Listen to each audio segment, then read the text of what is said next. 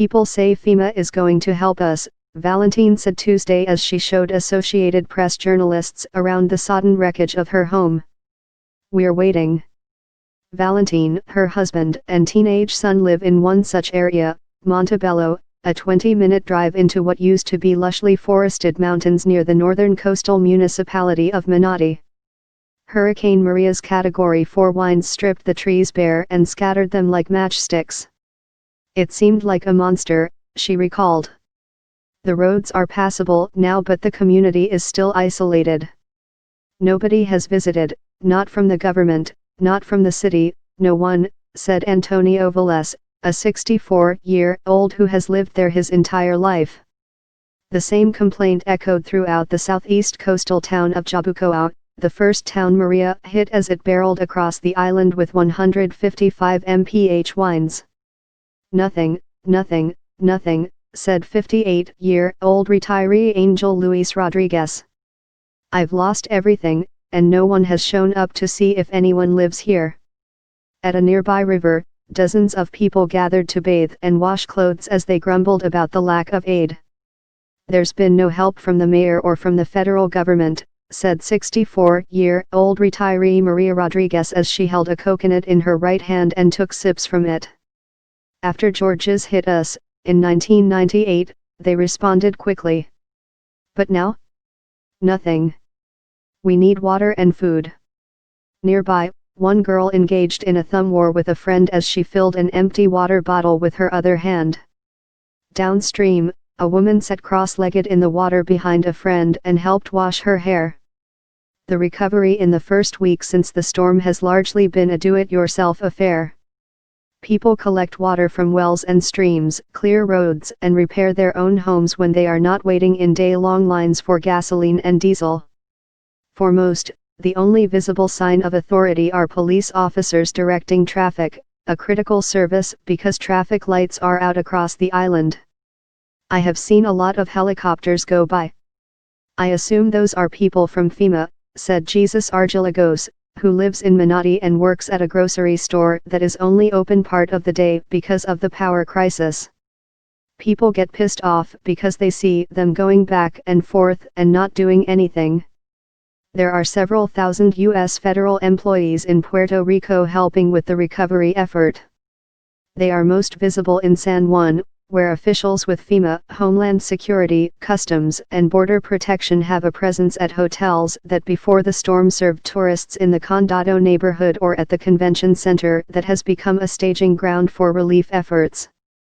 Federal workers supplied diesel to generators at hospitals and delivered desperately needed food and water to hard-hit communities across the island. They have repaired the air traffic control systems and power at the airport, which is far from normal operations with only about a dozen commercial flights per day.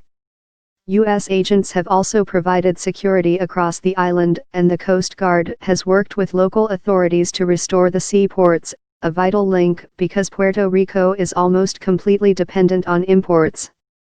A U.S. Navy hospital ship, the USNS Comfort, whose staff can perform surgeries, also is scheduled to arrive in the coming days, said Resident Commissioner Jennifer Gonzalez, the island's representative in Congress.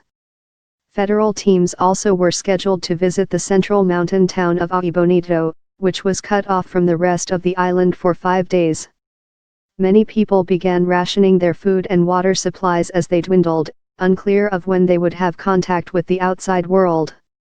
"We thought somebody was going to stop by," said Ana Lydia Mendoza, a 48-year-old cook at a barbecue restaurant who lost part of her roof. "They told us that we had to stay calm." Governor Ricardo Rossello and Gonzalez have said they intend to seek more than $1 billion in federal assistance, and they have praised the response to the disaster by President Donald Trump, who plans to visit Puerto Rico next week, as well as FEMA Administrator Brock Longitude. Rossello said the main problem is getting enough trucks and drivers to reach people throughout the island, adding that he is getting help from the U.S. mainland, including National Guard troops from several states. Food, water, and generators are now at reopened ports waiting to be delivered.